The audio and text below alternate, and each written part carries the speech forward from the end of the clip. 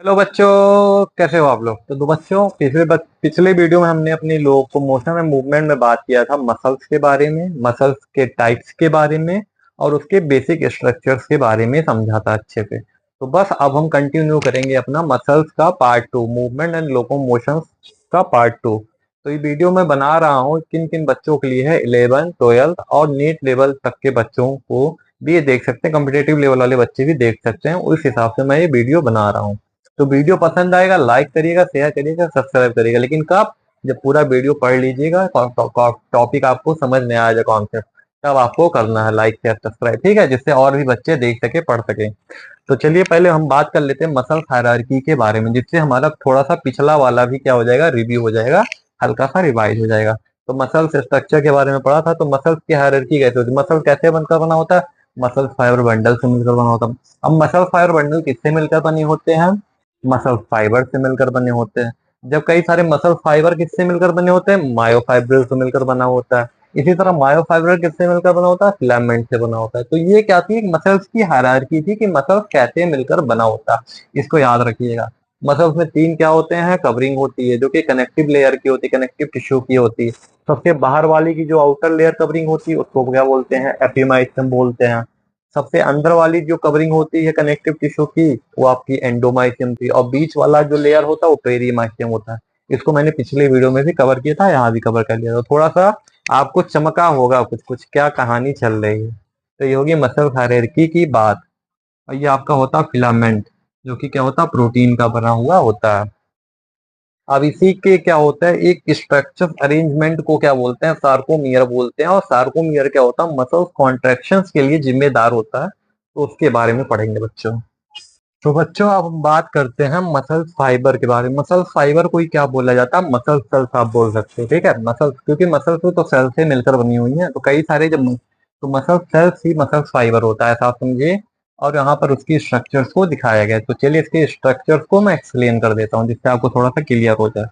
तो जो देखिए, ये सबसे बाहरी वाली लेयर होती है, वहां पर मसल, जब आपको मैं सेल बायोलॉजी पढ़ाऊंगा तो सेल की जो सबसे बाहरी लेयर होती है सेल मेम्ब्रेन होती है या प्लाज्मा मेम्ब्रेन होती है।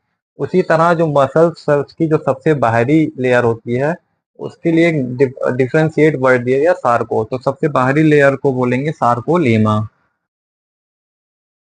सार्कोलेमा। इसके अंदर जो द्रव है उसको बोलेंगे सार्कोप्लाज्म।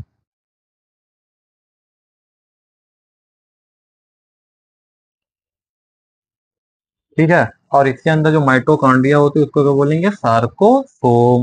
वहां पर माइटोकॉन्ड्रिया बोलते थे, यहाँ पर सार्कोसोम बोला जाएगा, सार्कोसोम। और ये क्या होती है, हमारी जो मसल सेल्स होती है मल्टी न्यूक्लिएटेड होती है, मैंने यहाँ पर लिख दिया है। इसका कोई ब्रांच नहीं है, ये अनब्रांच्ड होता है, यहाँ पर देखो लिख दिया मैंने। और ये क्या होती है, आपको कौन सा शेप दिख रहा है, एक सिलेंड्रिकल शेप में होती है मसल फाइबर या मसल सेल्स, ठीक है। ये आपके क्या, छोटे छोटे ढेर सारे न्यूक्लियस हैं, मल्टी न्यूक्लिएटेड होते हैं। ये आपका एंडोप्लाज्मिक रेटिकुलम है, लेकिन यहाँ पर क्या बोला जाएगा, सार्कोप्लाज्मिक रेटिकुलम बोला जाएगा डिफरेंशिएट करने के लिए। Sarcoplasmic reticulum. ये क्या होती है, कैल्शियम का सोर्स होती है, और के अंदर होता है कैल्शियम, जो कि क्या होती है, मसल्स मूवमेंट के लिए जिम्मेदार होता है। ये आपका ग्लोबिन प्रोटीन है बच्चों, ग्लोबिन प्रोटीन, ये देखो यहाँ पर पाया जा रहा है मायोग्लोबिन प्रोटीन, मायोग्लोबिन। तो ये आपका मैंने स्ट्रक्चर को क्या कर दिया, डिफाइन किया। और देखो बीच में दो जेड लाइन हुआ स्ट्रक्चर पाया जा रहा है, जिसके बीच की जो जेड लाइन हो गई, इसी को बोलते हैं सार्कोमियर। अब सार्कोमियर क्या होता है, थोड़ा सा इसके बारे में बताता हूँ। इसका आप स्क्रीनशॉट ले लीजिए, याद कर लीजिए, बना लीजिएगा, बाद में समझ लीजिएगा, ठीक है। रब करूँ इसको बच्चों, आगे बढ़े। मजा आ रहा पढ़ने में? बहुत सही, मजा आना भी चाहिए। मस्त टॉपिक है ना। ठीक है बच्चों, तो यहाँ तक आपको क्लियर हो गया होगा, आई होप। तो चलिए आगे समझते हैं, फारूक मियार वाली कहानी समझते हैं। ये कहानी याद रखिएगा, अब इसी को मैं एक्सप्लेन करूंगा आगे। तो चलिए मैं रब कर रहा हूँ, ठीक है।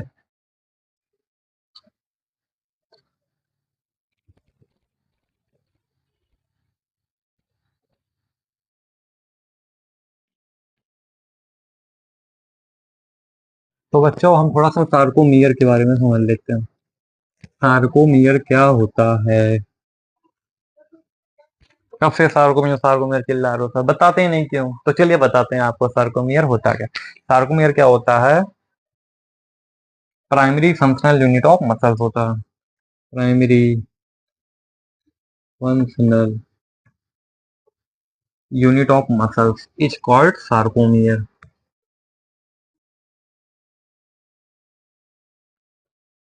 ये आपका हो गया पहला point, primary functional unit of muscle that is called sarcomere. दूसरा यूनिट क्या? कि सार्कोमियर ही हमारे मसल्स के मूवमेंट में जिम्मेदार है। तो हो गया sarcomere is unit of muscle contraction. Sarcomere is unit of muscles contraction. ये मसल कंट्रैक्शन की क्या है? इकाई है। Sarcomere is unit of contraction,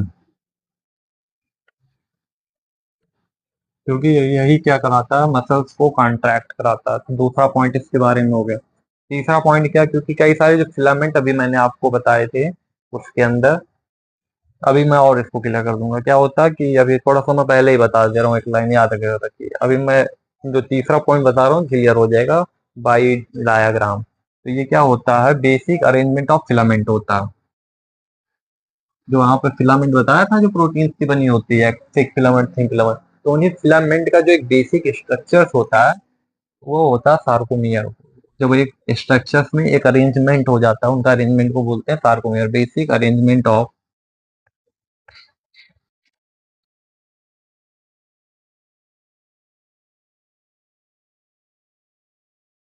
filament that is called sarcomere. तो ये तो थी कुछ सार्कोमियर की कहानी। अब सार्कोमियर कैसे मसल्स को कांटेक्ट कराता है, असली कहानी ये, असली मैकेनिज्म है। तो चलिए इस मैकेनिज्म को भी पढ़ते हैं, समझते हैं। बहुत मजा आने वाला बच्चों। तैयार हो आप लोग सीखने के लिए? तो चलिए सिखा देते हैं आपको। ये भी, ये नोट कर लिया, स्क्रीनशॉट ले लीजिए। तो बच्चों अब हम बात करते हैं स्ट्रक्चर ऑफ सार्कोमियर के बारे में, जो कि क्या होती है? मसल्स कॉन्ट्रैक्शंस की क्या होती है? यूनिट होती है। अभी हमने इसके बारे में पढ़ा था। तो देखिए ये आपका स्ट्रक्चर दिखाया गया है, जहां पर इन दो लाइनों के बीच की जो दूरी होती है उसे आई बैंड बोलते हैं। जहां पर थिन फिलामेंट, ये थिन फिलामेंट है, और थिक फिलामेंट दोनों क्या कर रहे हैं? ओवरलैप कर रही है, इधर भी इधर भी। तो उतने बीच की दूरी को बोला जाता है ए बैंड। और ठीक इसी तरह जिधर ऐसे आई बैंड था, ठीक इसकी इसके बीच की दूरी ये आपकी आई बैंड हो गई। और जो जहां पर दोनों, मतलब न थिक वाला ओवरलैप करा न थिन वाला, बीच का केवल जो थिक लेयर का जो दूरी है वो आपका एच जोन होता है। जहाँ पर कोई फिलामेंट एक दूसरे को ओवरलैप नहीं कर रहा, वो आपका एच जोन होता है। और ये आपकी जुड़ी होती है पतली सी लाइन से, जो मिडिल से गई होती है, उसे बोलते हैं एम लाइन। ठीक है, इसे बोला जाएगा एम लाइन। और यहाँ से यहाँ तक इस जेड से लेकर इस जेड के स्ट्रक्चर को बोलते हैं सार्कोमियर। दोनों जेड की रेखाएं हैं, उनके बीच की दूरी को क्या बोला जाता है? सार्कोमियर। अभी मैंने उसमें स्ट्रक्चर में दिखा भी दिया था आपको पहले वाले में। तो ये आपका थिन फिलामेंट होता है, जो कि एक्टिन प्रोटीन का मिलकर बना होता है। ये आपका जो मोटा वाला जो फिलामेंट है इसको बोलते हैं थिक फिलामेंट, जो कि मायोसिन प्रोटीन की बनी होती है। अब मसल्स कॉन्ट्रैक्शन कैसे होता है, मूवमेंट कैसे होता है, इसके मैकेनिज्म को समझते हैं। जैसे ये अभी क्या है, एकदम रिलैक्स अवस्था में मसल। अब ये मान लो स्प्रिंग है, इसको क्या कर रहा है? इधर ला रहा है। तो मतलब वो स्प्रिंग क्या आती है? हमारी थिक फिलामेंट थी, थिन फिलामेंट थी। ये क्या होगी? एक दूसरे के ऊपर ओवरलैप होगी, पास में आ जाएगा। तो उससे हो क्या रहा है हमारा? ये वाला तो बैंडो तो बराबर ही रहेगा, उतना ही रहेगा, साला कोई कम नहीं होगा। लेकिन ई वाला बैंडो जो है एच जोन, जब ये दूसरे के ऊपर लैप करेगा, स्लाइड करेगा थिन फिलामेंट, तो एच जोन हमारा वहां पर और छोटा हो जाएगा। और ये जब इधर और शिफ्ट होगा तो आई बैंड छोटा हो जा रहा। तो मसल्स कंट्रैक्शन में हमें ये समझ में आ गया कि एच जोन आई बैंड क्या हो जाता, छोटा हो जाता, ए बैंड ठीक का ठीक वैसे बना रहता। और ये क्या क्या होता है? किससे होता है? किस थ्रू हो रहा है? ये थिक थिन फिलामेंट के, थिक फिलामेंट के ऊपर स्लाइड होने की वजह से होता है मसल्स कॉन्ट्रैक्शन। जब ये वाला चीज इसके ऊपर आके सरक जाता है, ऐसे पास पास आ जाते हैं, तब क्या हो जाता है? मसल्स कॉन्ट्रैक्शन हो जाता है। इसी तरह जब नीचे वाली स्प्रिंग बाहर ले जाती है, तो फिर क्या होती है? ये इस तरह से रिलैक्समेंट अवस्था में आ जाता है। तो इस तरह से क्या होता है? हमारा मसल्स में कॉन्ट्रैक्शन होता है बच्चों। ठीक है, आपको समझ में आ गया होगा। अब ये हम बात करते हैं जो सार्कोमियर है, ये सार्कोमियर का स्ट्रक्चर था ना। तो सार्कोमियर कितने बैंड से मिलकर बना होता है, इसका फॉर्मूला जान लेते हैं जल्दी से। ये भी बहुत इंपॉर्टेंट क्वेश्चन है ना, पूछा जाता है नीट लेवल में। तो ये आपको स्ट्रक्चर समझ में आ गया, मूवमेंट कैसे होता है, कंस्ट्रक्शन मतलब नहीं समझ में आ गया होगा। तो स्क्रीन शॉट ले लीजिए, अब आगे बढ़ते हैं बच्चे।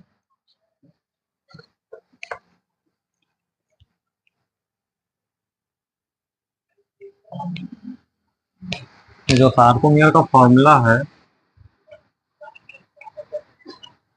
इज इक्वल टू, एक आई बैंड इधर था, एक आई बैंड इधर था, एक आई बैंड इधर था। ए बैंड को बोलते हैं एनाइसोट्रॉपिक बैंड, आई बैंड को बोलते हैं आइसोट्रॉपिक बैंड, क्योंकि उसमें जब लाइट थी सीधी सीधी चली जा रही थी, पतली बैंड थी। और मोटा वाला बैंड था भैया, लाइट को सीधा नहीं जाने दे रहा था, कुछ कुछ मोड़ दे रहा था, उसे एनाइसोट्रॉपिक बैंड बोलते हैं। ठीक है। सार्कोमियर का हो गया आधा आई बैंड प्लस पूरा ए बैंड और प्लस आधा I band. Isotropic band anisotropic, I को बोलते हैं आइसोट्रॉपिक बैंड, आई बैंड को क्या बोला जाएगा, आइसोट्रॉपिक बैंड। और ये वाले को बोला जाएगा, ए बैंड को एनाइसोट्रॉपिक बैंड, क्योंकि इसमें लाइट सीधे पास हो जाती है, इसमें लाइट सीधे पास नहीं होती। और ये आपका हो गया सार्कोमियर का फॉर्मूला, जो कि अक्सर नीट लेवल में पूछा जाता है। तो ये आपको समझ में आ गया होगा बच्चों।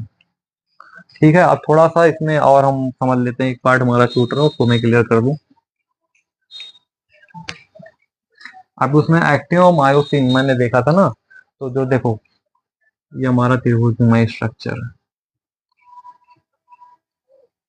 ये ऐसे गया ऐसे गया ऐसे गया ऐसे गया ऐसे गया ऐसे गया ऐसे गया ऐसे गया ऐसे गया, ये आपका बीच में क्या हो गया, मायोसिन। और ये आपका चारों कोने पे हो गया एक्टिन।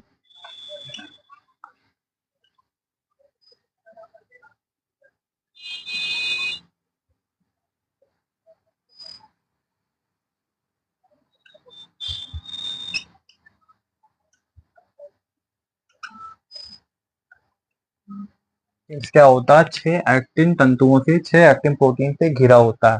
पहला पॉइंट याद रखिएगा, नीट लेवल में पूछा गया क्वेश्चन आंसर लेवल। और एक मायोसिन हमारा